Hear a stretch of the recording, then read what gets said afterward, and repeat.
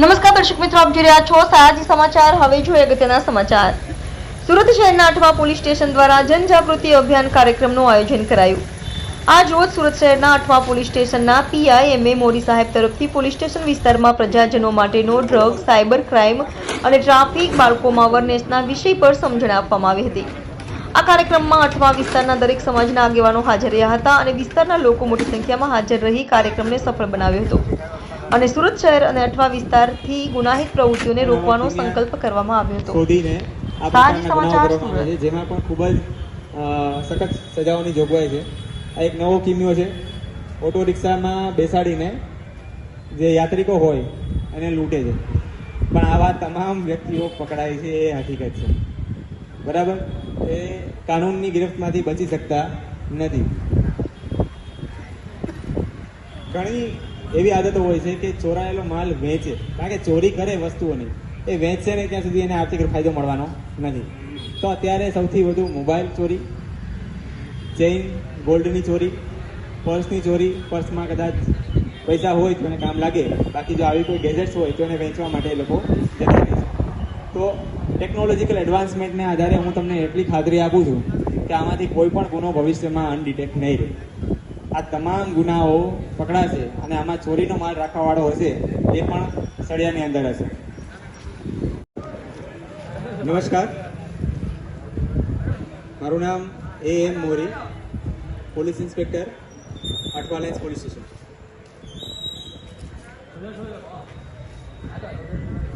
આપણું 8મા વિસ્તાર એટલે સુરતનું દિલ, જૂનું સુરત, જે મુખ્ય સુરત કહેવાતું અથવા જે શરૂઆતનો જે વિસ્તાર હતો એમાંનો એક ભાગ એટલે આપણું 8મા વિસ્તાર।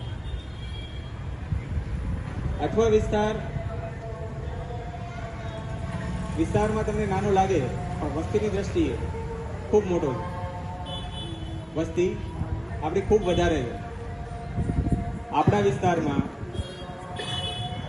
આપણા બાળકો કે જે સ્કૂલે જતા હોય, કોલેજ જતા હોય કે કોઈ કારીગરી કે કામ ધંધો શીખતા હોય, આ તમામ બાળકો માટે કે યુવાન થતા આપણા બાળકો માટે કાયદાના જ્ઞાનના અભાવે કોઈ ગુનો કરી બેસે અને જેને કારણે એ લોકોના જીવન ઉપર જે રોક આવી જાય, જે જીવનમાં પાછળ જતા રહે, એ ના થાય એ હેતુ માટે આજે આપણે એક અવેરનેસ કાર્યક્રમ આ વિસ્તારમાં રાખ્યો છે।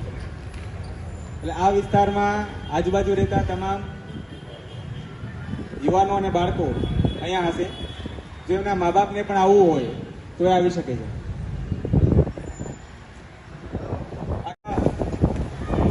પપ્પા એવા છે કે જેને પોતાના 10 થી 15 વર્ષના છોકરાને ક્યારેય ટપાર્યા હોય, આ બાબતે વાત કરી હોય, એના વર્તન બાબતે પ્રેમથી સમજાવ્યા હોય કે તમારે આવું વર્તન રાખવું કે આવું વર્તન ના રાખવું। કેટલા લોકો છે, તમે કદાચ રાત્રે મોડે સુધી તમારા મિત્રો સાથે ગલી મહોલ્લામાં બેઠા હશો, પણ ક્યારેય 2 કલાક તમારા બાળકો પાસે બેસીને સમય આપ્યો છે? ક્યારે એમને તમે દિશા નિર્દેશ કર્યા છે જે આપણા બાપા કરતા હતા?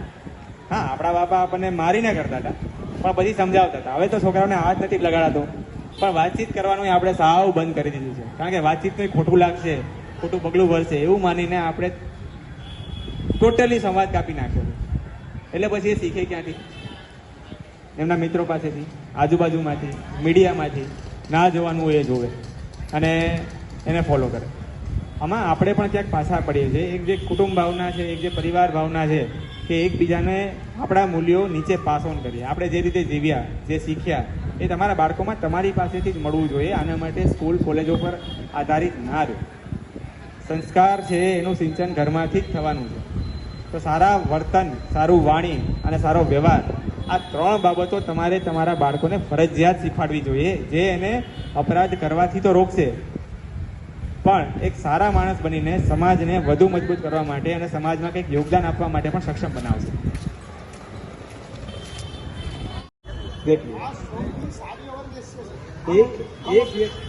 મુંબઈમાં જોઈ હતી, હવે સુરતમાં જોવા મળી। હવે આ વસ્તુ કાલે રાતે મને બહુ આનંદ થયો। સાહેબ આજ જે છે આ ત્યાંની ઘટના કાલે રાતે 1:30 વાગે, તો એ મને ગયું કે બિચારું કોઈ નહીં હતું, આટલો તો ચાલ્યો છે પણ વ્યવસ્થિત જોયું કે 17 સેકન્ડ બાકી છે તો ખોટીનો ઉભો થઈ ગયો તો મેં સિગ્નલ બી જોયું તો સારો સલામ છે આ માણસને કે હવે શરૂઆત થઈ ગઈ શરૂઆત એટલે જે સાહેબે ભરેલા પગલાં જે કાયદેસર રીતે સારી રીતે એનો અમલ થશે અને લોકોમાં અવેરનેસ આવશે એ આપણા માટે આનંદની વાત છે. વાહ, ખૂબ સરસ. આ તમે એક વસ્તુ વિચારો, તમે જે કીધી એમાં સૌથી સારી વસ્તુ છે એકે શરૂઆત કરી. સિગ્નલ જોઈને એક ઊભો રહ્યો તો બીજા માણસ નીકળતા પહેલા વિચાર કરે છે કે ના આ ઊભો તો આપણે ઊભું પડશે. તો એક સારો વ્યક્તિ કામ કરે ને તો એને બીજા ફોલો કરે છે. તો ક્યારેય સારું વસ્તુ કરવામાંથી શરૂઆત કરવાનો ક્યારેય ડર નહીં રાખવાનો. કોઈ પણ સારી વસ્તુ હોય તો એને કોઈ સપોર્ટ કરશે કે નહીં કરે એ ચિંતા કર્યા વગર તમારે સપોર્ટ કરવાનો, તમારે શરૂઆત કરી દેવાની. સપોર્ટ કરનારા ઓટોમેટિક તમારે એમાં જોડાઈ જશે.